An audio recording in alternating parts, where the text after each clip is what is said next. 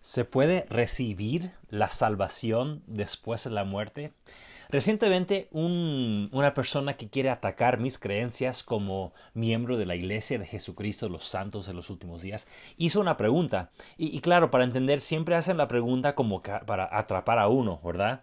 Y esta persona publicó una pregunta diciendo, para los mormones, o sea, usando ese título que ya no se usa y no se usaba oficialmente, bueno, tendría que aclarar eso, pero no usamos ahora el título mormón para nosotros, pero así lo usó él. Somos miembros de la Iglesia de Jesucristo de los Santos de los Últimos Días. Y él puso, ustedes, ¿por qué creen que reciben, entre comillas, porque, bueno, quién sabe qué quiso decir, salvación después de la muerte, si eso no está en la Biblia? Es lo que dijo él. Bueno, vamos a explorar un poco. Sí le contesté en inglés, la pregunta que hizo fue en inglés. Y la verdad, creo que lo que quiso él decir y quiso atacar es la idea que tenemos, el concepto, la doctrina de que nosotros y muchos y todos vamos a existir después de esta vida mortal en un mundo de los espíritus, o sea, que vamos a seguir existiendo como espíritus, y ahí algunos, sino, bueno, todos los que quieran aceptar la verdad, podrán, los que no aceptaron en esta vida, podrán aprender y aceptar en la vida posterior y recibir las bendiciones. Ahora, él dijo recibir la salvación. Entonces, primeramente, lo que yo le pregunté a él fue que una pregunta parece sencilla, pero la verdad es que hay mucho que se tiene que desglosar y entender y analizar de la misma pregunta.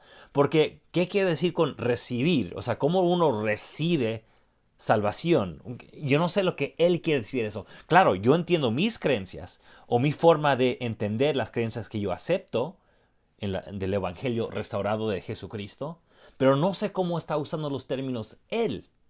¿Verdad? O sea, tenemos que entendernos de esa manera. También no sé qué quiere él decir con la palabra salvación. Para los que hemos estudiado la Biblia profundamente, y lo que quiero decir es históricamente, o sea, no solamente como leyendo Jesús el Cristo y el Manual de Instituto y cosas así. Claro, eso es un estudio bueno que nos acerca a Cristo, pero hay diferentes niveles para entender el origen del texto y cómo se comunica el texto mismo, ¿verdad? Que no siempre es necesario, y diría que muchas veces no es necesario hacer en una clase de escuela dominical o seminario o instituto, pero igual nos beneficia entender el mismo texto que dice, dónde originó las partes que lo componen y que nos enseña sobre el Evangelio. Bueno, entonces mi pregunta, al analizarlo de esa manera, es cómo está aplicando la palabra salvación, porque la verdad es que ese concepto de salvar y salvación en el Nuevo Testamento se explica de una manera muy distinta a cómo muchas iglesias y teologías quieren explicar el término. Por ejemplo, y podemos hacer esto con todos los libros del Nuevo Testamento, pero nomás para escoger uno, un autor, su forma de explicar la verdad que él conoce y cómo lo explica él. Mateo, por ejemplo. Podremos hacer lo mismo con cada autor del Nuevo Testamento, pero me encanta ver cómo lo hace uno para poder mostrar cómo lo hacen todos los demás. Muchas veces hay personas, hermanos cristianos, que quieren como sacar una escritura de un lugar y otro de otra iglesia, otro lugar, diciendo que, claro, la Biblia no se contradice, así que pueden tomar de cualquier lugar. El problema con eso es que ellos están escogiendo lo que más les conviene, ¿verdad? Y muchas veces, si usamos un autor, por ejemplo, Mateo, si él no apoya la interpretación que está sacando el hermano cristiano, entonces tal vez su interpretación sea incorrecta.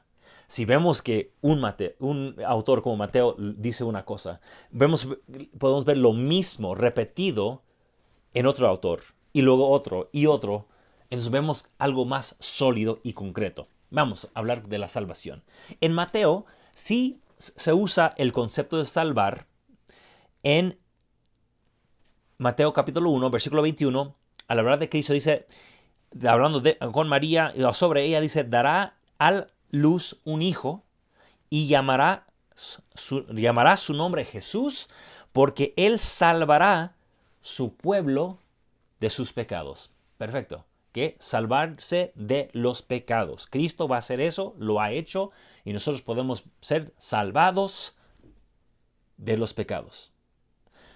Algo interesante es que ese concepto, aunque se dice al principio del libro de Mateo, no se repite tantas veces más. De hecho, la palabra que se traduce como salvar, ese verbo, sozo, en el griego, recuerden que el Nuevo Testamento se escribió en griego, y lo que tenemos en la versión Reina Valera 2009 es una traducción. Esa palabra se traduce de muchas otras maneras, pero es la misma palabra. Por ejemplo, y para entender cómo usó Mateo esta palabra sozo, o sea, salvar, en su texto. Si vemos, ya empezamos al principio con ese versículo del 1:21 de cómo Cristo nos salva de los pecados, que es cosa que también tenemos que definir. ¿Cómo somos salvos de los pecados? ¿Significa de que ya no vamos a pecar más? Bueno, entonces eso no pasa en la vida mortal, porque seguimos pecando aunque hayamos aceptado a Jesucristo. Algunos cristianos dicen que no, es que hay una oración, la oración, la petición del pecador, ¿verdad? Y se entregan a Dios y ya, se consideran salvos. El problema con esa idea es que esa oración inventada por nuestros compañeros cristianos no está en la Biblia. Podemos ver algo más o menos en una parábola, pero no vemos que Pablo lo haya orado, o sea, que haya orado esa oración. Tampoco Pedro, tampoco Santiago, tampoco nadie más. Solo en una parábola hay algo más o menos, pero ni siquiera acepta a Cristo esa persona de esa parábola. O sea, se dan cuenta que ese concepto de esa oración del pecador no es bíblico. Ok, entonces, ¿dónde más se usa esta palabra salvar? Vemos que en el capítulo 9, 21, por ejemplo, y tal vez 21 y 22, y no leemos o no vemos el concepto ahí por la traducción. Si voy ahí de nuevo, el 9 y 21 y 22, ¿qué es lo que dice? Es cuando se encuentra a la mujer que tiene una enfermedad, flujo de sangre, dice que se acerca ella a Jesús y decía dentro de sí, si solamente tocaré su mano, seré sanada. Esa palabra traducida como sanada en español, en griego es el mismo verbo, participio aquí, o sea, viendo la gramática, de sozo, salvar. Sí, entonces si traducimos la palabra igual como se tradujo en Mateo capítulo 1, 21, entonces diría, si solamente tocare su manto, seré salvada. Fíjense que el concepto era diferente, el 22 también. Mas Jesús, volviéndose, mirándola, dijo, ten ánimo, hija, tu fe te ha sanado. Bueno, pero en griego dice, te ha salvado. Y voy a explicar por qué. Y la mujer fue sana, fue salvada desde aquella hora. Así lo dice en griego, ojo. Dice, no, hermano, pero mi Biblia dice sanar. Sí, pero en griego es la palabra sozo, que es la misma palabra que vimos de salvar.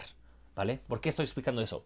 Porque el concepto de salvar y de pecados era muy distinto al nuestro hoy, ¿vale? Antiguamente se creía que las enfermedades estaban relacionadas con pecado. Recuerde que Job, cuando está enfermo, muertos sus hijos, se le acercan sus vecinos y dicen, bueno, es porque seguramente estás pecando. O sea, se dan cuenta que relacionaban la enfermedad con pecado. También vemos en los mismos evangelios, muchas veces se dice que se quita un mal espíritu de enfermedad. O sea, se relacionaban las enfermedades con pecados y con espíritus malos. Hoy día no relacionamos, o sea, si me enfermo un día, no es resultado de un pecado. Sí, ni tampoco porque un espíritu malo entró en mí. Pero así pensaban ellos antiguamente.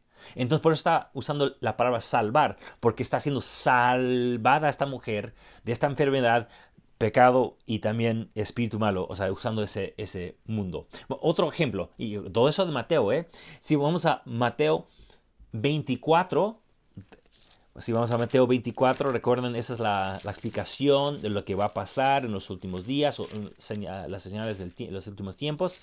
Si vamos al versículo 13, y aquí está hablando de cómo habrá estas señales, pestilencias, hambres y terremotos. Eso está en el versículo 7. Si vamos al 13, dice aquí, pero el que persevere hasta el fin, Ojo, aquí está hablando de, si vamos a los que siguen la verdad, porque si regresamos al 10, en 10, y muchos tropezarán entonces y entregarán unos a otros, o sea, que se van a traicionar entre ellos.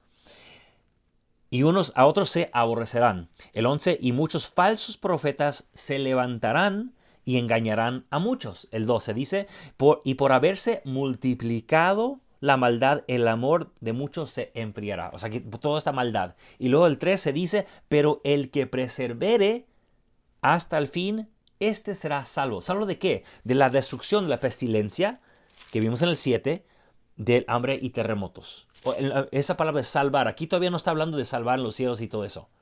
Aquí está hablando de ser salvados de la destrucción que venía. Otro ejemplo está en el mismo capítulo 24, el versículo 22, donde dice, y si aquellos días no fuesen acortados, ninguna carne sería salva. ¿Por qué? Bueno, porque se van a cortar los días y todos van a morir. O sea, el concepto de salvar, ahí no está hablando de salvación eterna. Entonces la pregunta es, de nuevo con este hermano cristiano que dice, bueno, que la salvación, Mateo tiene un concepto de salvar de pecados, pero ¿cuándo pasa eso? Porque seguimos en pecados. Salvar de enfermedad y salvar de destrucción, ¿vale? Y nomás un concepto más, si regresamos al capítulo 10, y vemos lo mismo en el 19, pero no vamos a repasarlo todo. Cuando está hablando con los discípulos, los que fueron de misioneros y ahora estaban de regreso, en el capítulo 10 de Mateo, vemos otro ejemplo más de cómo usa ese concepto de salvar, que lo vimos en el 24, pero aquí está, aunque sean las mismas palabras, usa el concepto de otra manera. Estamos en el capítulo 10, versículo 22, donde dice que muchos, al predicar, que unos van a ir en contra de ellos. No sé si leerlo todo, desde el 20, voy a leer desde el 20, dice, pues no sois vosotros los que habláis, ¿ok? Porque tienen que ir a testificar, esos discípulos que salen como misioneros, dice aquí, no sois vosotros los que habláis, sino el Espíritu de vuestro Padre que hablan vosotros. Y el hermano entregará a la muerte al hermano, y el padre al hijo, y a los hijos se levantarán contra los padres y los harán morir. O sea, aunque uno esté predicando, diciendo las palabras de el Espíritu, hay momentos, y eso pasó en el primer siglo, donde los familiares están entregando a sus mismos seres queridos a la muerte por convertirse a Cristo.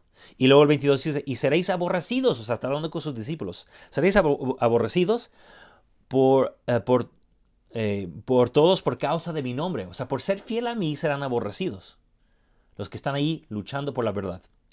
Pero el que persevere hasta el fin, este será salvo. ¿Será salvo de qué?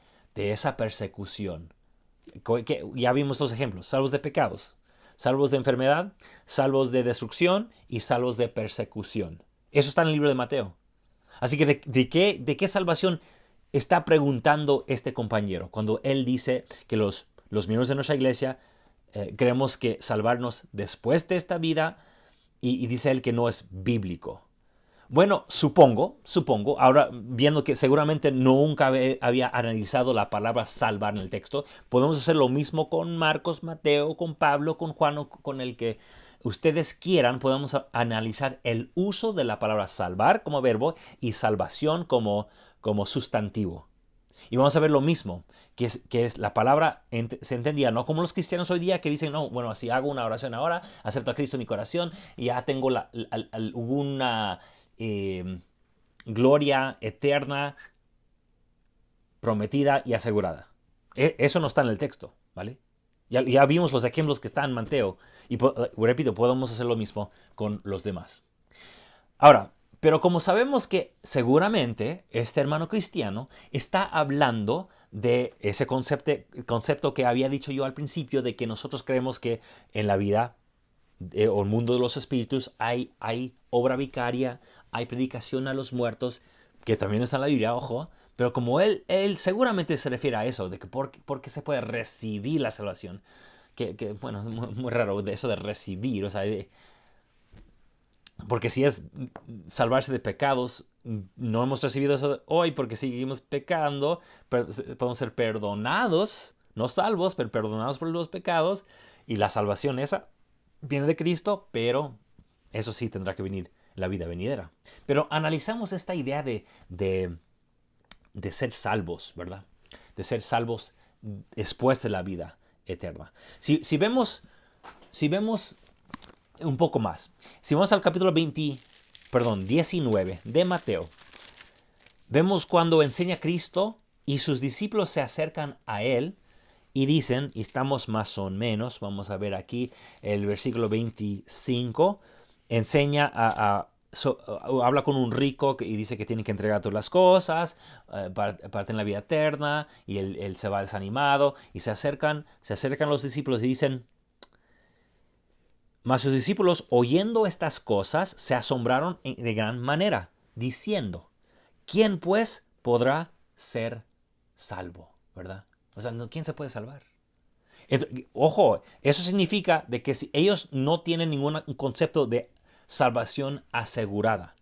Porque ellos, si es que ya oraron su petición de pecador, se supone que debían ya creerse salvos, ¿no?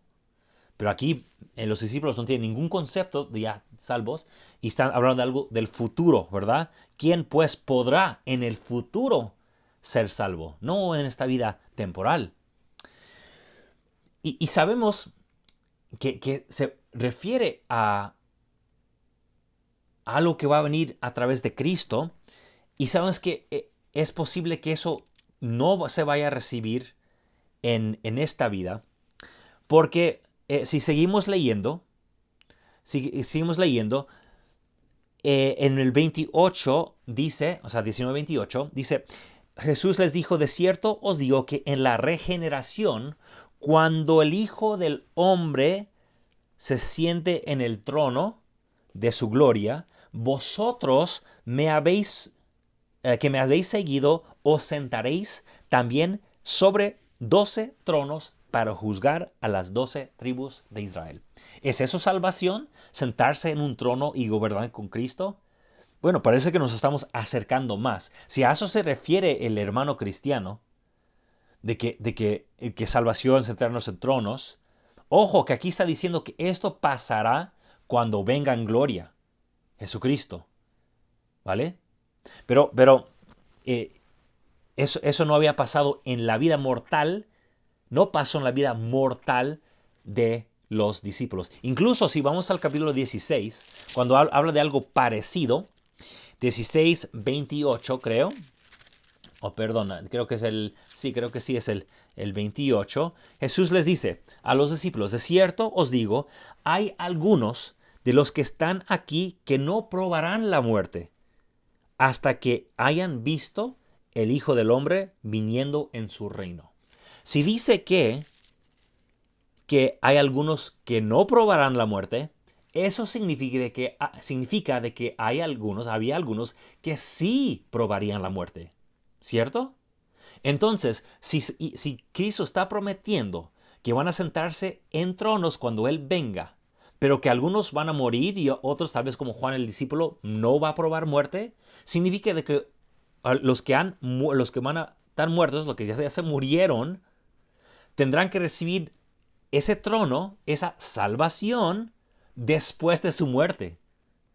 Entonces ahí vemos que uno sí puede recibir la salvación, pero repito, todavía no sabemos cómo quiso explicar la palabra recibir, cómo recibe una salvación o a qué salvación, pero por lo menos en este ejemplo, el sentarse en tronos va a pasar después de la muerte de algunos de los discípulos, ¿vale?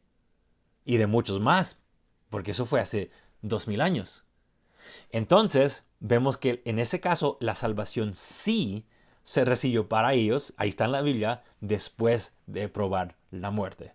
Pero, puede ser que no sea conceder la salvación. Tal vez ya se la ganaron la vida. Tal vez el hermano cristiano diga eso. No, pero ya se habían ganado la salvación y se puede recibir después, pero ya la habían ganado. Y tal vez el cristiano nos quiere como picar y molestar, porque dice, no, pues ustedes dicen que alguien que nunca creyó puede recibir la salvación. Tal vez eso quiere decir. Bueno, ojalá fuera más directo, ¿verdad? Ojalá fuera más directo. Entonces vamos a ver de nuevo Mateo, a ver qué dice Mateo sobre ese tema. Si vamos al capítulo 29, perdón, 25, Mateo no tiene 29 capítulos. Si vamos al capítulo 25 en Mateo y vemos cuando está explicando el juicio en términos de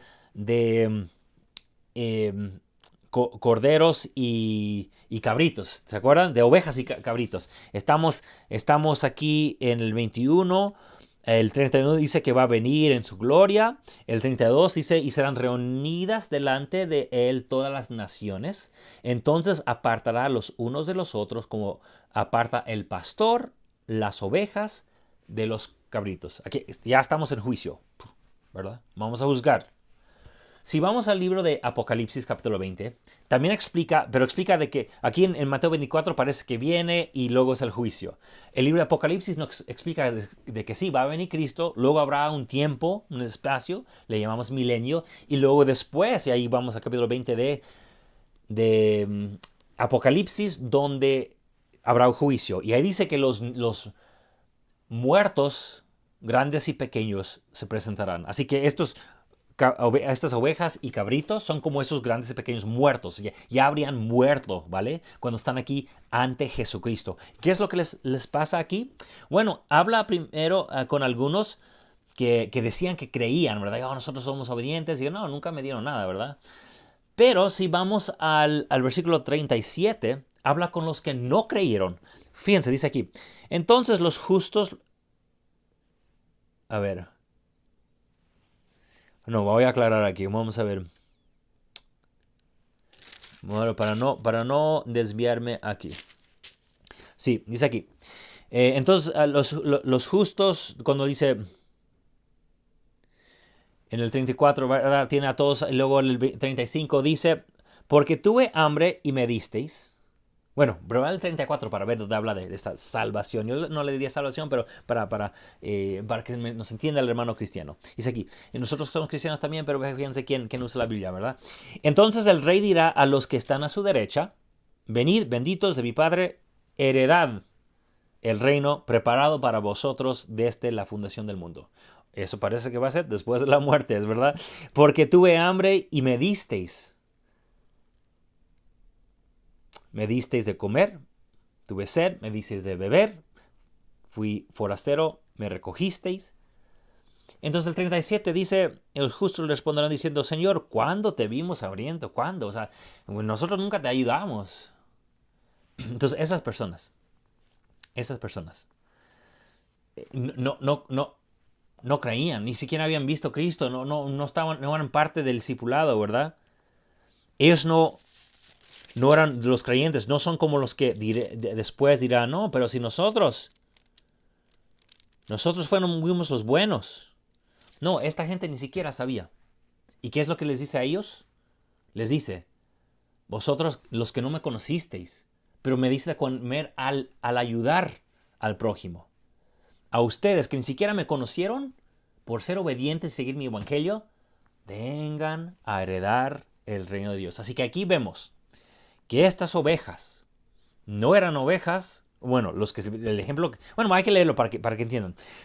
Porque tuve hambre y me disteis de comer, tuve sed y me disteis de beber, fui forastero y me recogisteis, estuve desnudo y me cubristeis, enfermo y me visitasteis, estuve en la cárcel y vinisteis a mí.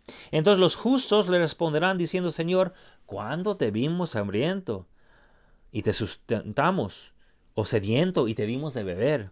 ¿Y cuándo te vimos forastero y te recogimos? No, nosotros no hicimos nada, no te conocíamos. O desnudo y te cubrimos. Y cuando te vimos enfermo o en cárcel y fuimos a verte. Y respondiendo el rey les dirá, de cierto os digo que en cuanto lo hicisteis a uno de estos mis hermanos más pequeños, me lo hicisteis. Por ser buenos, por obedecer la palabra, aunque no hayan conocido a Cristo, ni siquiera sabían que estaban sirviendo a Cristo. No.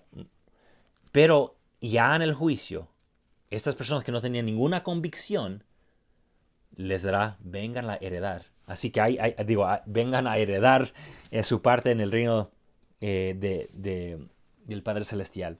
Así que aquí vemos un grupo, no creyentes durante vida, pero fueron justos. Entonces en el mundo de los espíritus pudieron tener la oportunidad de aprender y luego pudieron tener heredad en el reino del Padre.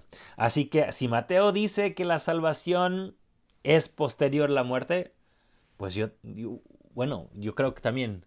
Si dice que hay algunos que ni siquiera saben que están sirviendo a Cristo, que ellos que no eran cristianos en esta vida, no creyeron en Cristo, pero fueron justos y usaron el amor de Cristo, en el juicio se darán cuenta, wow, fue discípulo ni siquiera sabiéndolo. Si ellos pueden recibir la salvación no habiéndolo tenido en la vida mortal, ni siquiera habiendo sido Cristo, ni verlo en el mundo, o sea, no físico, sino espiritualmente, entonces una persona también puede recibir, porque repito, no sé exactamente lo que quiso decir el amigo cristiano, puede recibir esa salvación después de la muerte. ¿En qué otro momento lo vamos a poder recibir? ¿Ahora? ¿Has recibido la salvación ahora? O sea, ¿qué salvación estás tú viviendo ahora? ¿Verdad? Bueno, está bien. Hermanos y hermanas, me encanta analizar el texto, ver cómo la doctrina restaurada de Jesucristo se encuentra en las Escrituras porque es la verdad que se restauró.